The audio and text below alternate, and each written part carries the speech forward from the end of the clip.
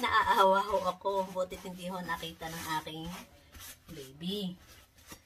1 teaspoon na garlic powder. 1 teaspoon din po. Pampakulay din. 1 teaspoon din po. Maraming pimenta. Halo-haloin ho natin. Halo-halo-halo. Ganito lang pong gagawin ho natin. Op.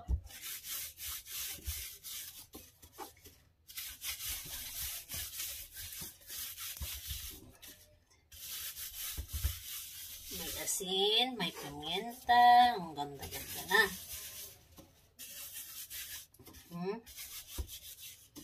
Kailangan magandang ating pagkakapunas.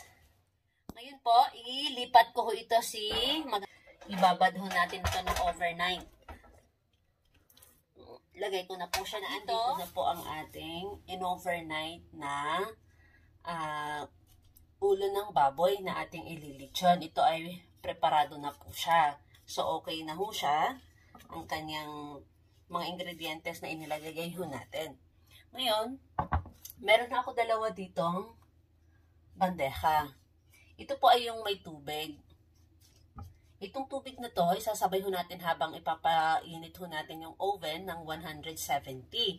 Yun ho muna ang temperature ng ating oven.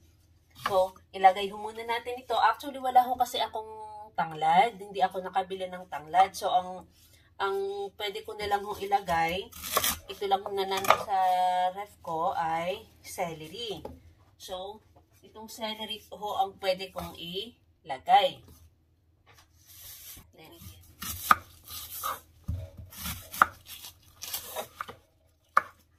Kahit malalaking hiwa ho ito, okay lang po ito.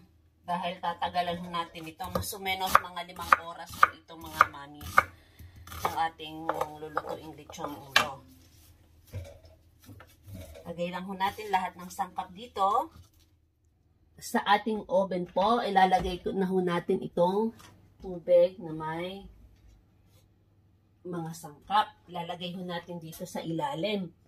Parang i-steam ho natin ito siya. Dinamihan ko ho ng tubig mga mamis dahil 5 oras ho natin siyang lulutuin. Baboy dito. Actually, may ginawa rin na akong toyo na merong olive oil. Pangkulay po ulit ito. Maging maganda po ang kanyang kulay. Pahid ho natin bago ho natin ilagay sa oven. Ulo ng baboy. Oh, ang bango. Napakabango.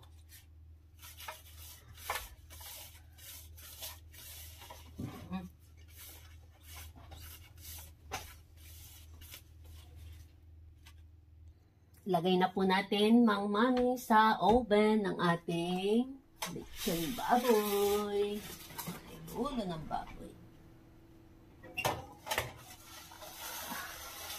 Ayan. Pag may laurel ho kayo, mga mamis, dagdag nyo po ang laurel doon sa ating dagdag bango ng ating niluluto. Lechon baboy after 3 hours. Wow! Oh my God! Ang bango! Ang bango-bango! Look!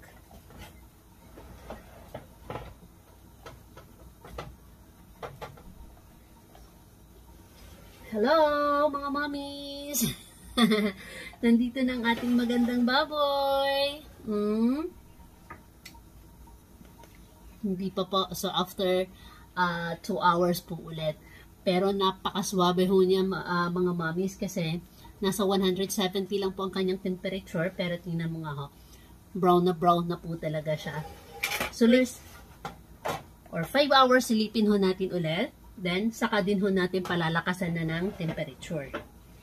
Ang swabe ho talaga, mga mommies, kasi lahat po ng ingredientes ay naandun ho sa loob ng ng tubig, yung pag-i-steam niya ho, yun din pong nakakapag-produce ho sa kanya ng sabor. Nagdadagdag ho ng sabor sa kanyang laman.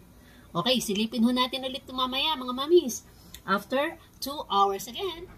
Mga mamis, after 5 hours po ng ating yung lechong ulo ng baboy, silipin po natin ulit ha. Palagay ko okay na siya. Wow, wow. Perfect. Perfect ang kanyang, kita niyo mamis? Amen. Sobrang init. Parang hindi ho nagalaw yung ating tubig doon, pero yung steam lang ho talaga. Ayan. Okay na po mga mamis. Ang lutong! Dinig niyo pa? Look. Wow! It's perfect, mommy. Tamang-tama lang yung reseta. Tingnan nyo ho yung kung anong recipe na nilagay ko. Tamang-tama po. Eksakto 5 hours, 30 minutes. Okay?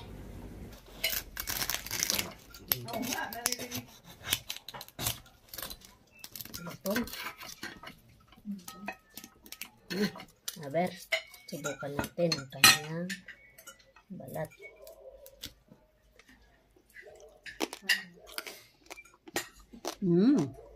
Ang lutong. Ay.